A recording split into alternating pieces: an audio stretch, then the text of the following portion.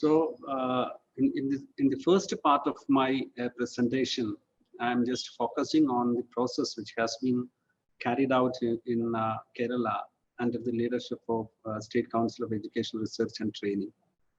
So the Sri Kumar rightly pointed out the thing is in 2005, as part of the NCF 2005, we have prepared the KC of Kerala Curriculum Framework in 2007. And that was a comprehensive curriculum reform process that was happened in Kerala. And just after that, in 2013, and then government just did some revision in the textbooks, and not at all a comprehensive curriculum reform process that was happened. And that textbooks, that in 2013 textbooks, which we have been using in our classes from the class 1 to 12th standard. In 11 and 12 classes, as you all know that we are using the NCERT textbooks in exclusively, you know that in our science stream, especially mathematics, science, and chemistry, physics, and all.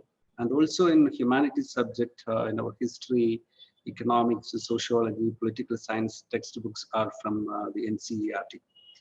So this is a huge task before us to revamp the entire thing from the pre-primary section to the higher secondary level in Kerala. As the first speaker, Dr. Shakila Ma'am, rightly pointed out the approach of NEP in India, that we are going to frame 4 curriculum framework in ECCE, school education, and teacher education and adult education. That's the same thing we are following in Kerala too. And for this, we already have formed 26 focus groups, and a new one added in Kerala, that is parenting education, that is this 26th one. And they are working hard in various districts, and all these things are doing in a decentralized manner. In every district, we have given at least 1 or 2 focus areas to do all these works.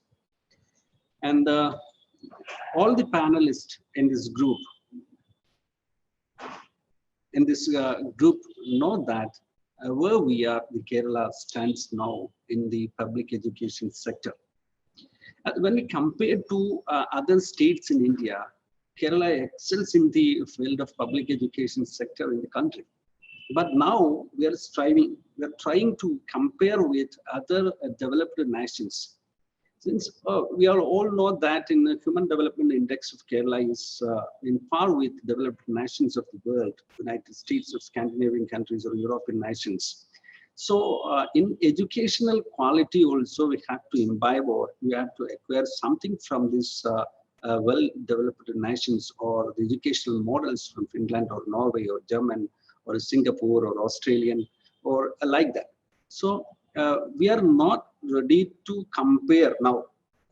As such, we are not ready to compare our Kerala model to other states in India, since we realized or tackled the problems of first issues of educational problems in the country, that access, enrollment, and retention and all.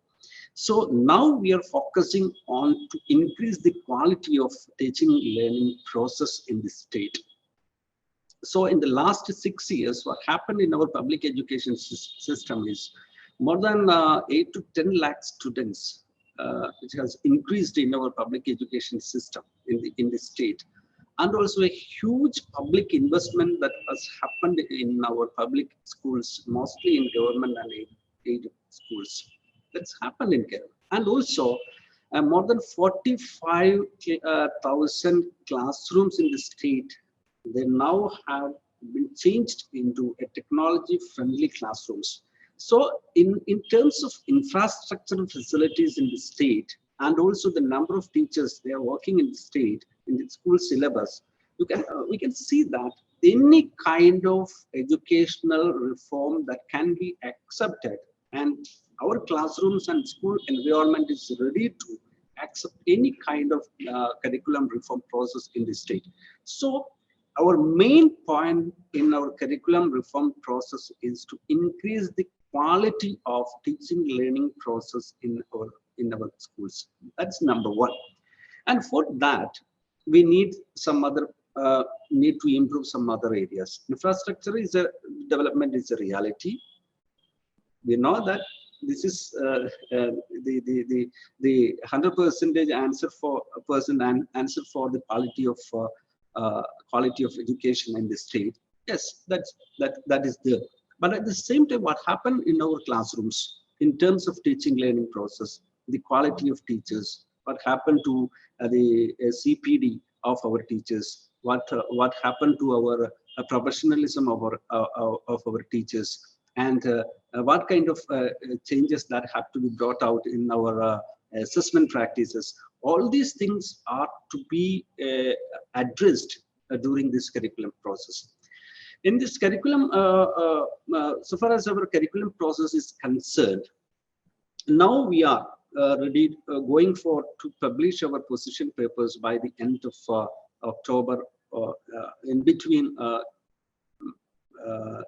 November 15th of this year. And we are going to prepare and to publish our 4 curriculum state curriculum frameworks by the end of this December 2022. This is the plan, and as part of as we are going through this plan, and the special thing I can say that in Kerala, all the school children in Kerala are going to be a part of this curriculum process.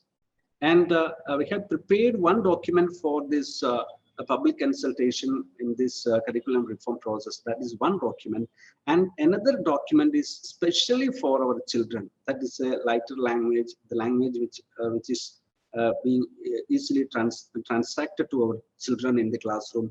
So the first of its kind, which was conducted in our model girls high school Pattam in Thiruvananthapuram, and that children have participated very in an energetic manner, and they're telling and participated in the discussion and expressed their views about various aspects of teaching learning process in terms of assessment, in terms of gender neutrality, in the case of health and physical education, and in all areas they have their own views. So we are going to collect the views of our students from the schools in the next week onwards. So that will also be consolidated in our grassroots level by using the bureaucratic setup of Samagra Shiksha Kerala in the state. This is I think only in the state, only one state in India, they are acquiring or capturing the views of the children from the schools. That is one thing. And another thing is we are going for to have the views of our parents and also the alumni members, and also the views from our students who are now studying in our higher education institutions, and the entire community, and they are also part of this the curriculum reform process in the state. And also we have prepared a tech platform to receive the comments or the opinion from. We know that so many Malayalis are residing out of the state in Gulf countries, European countries, and African countries, and everywhere where Malayalis are working in so many higher education institutions, and also even in NASA also, and also so many universities also the Malayalis are working. So they have also contributed towards this curriculum reform process, this tech platform. And the modus operandi which we are using in this for consolidating the views from the grassroots level in each stage, school stage, and also in the village panchayat level, and also block panchayat level, and also the district panchayat level.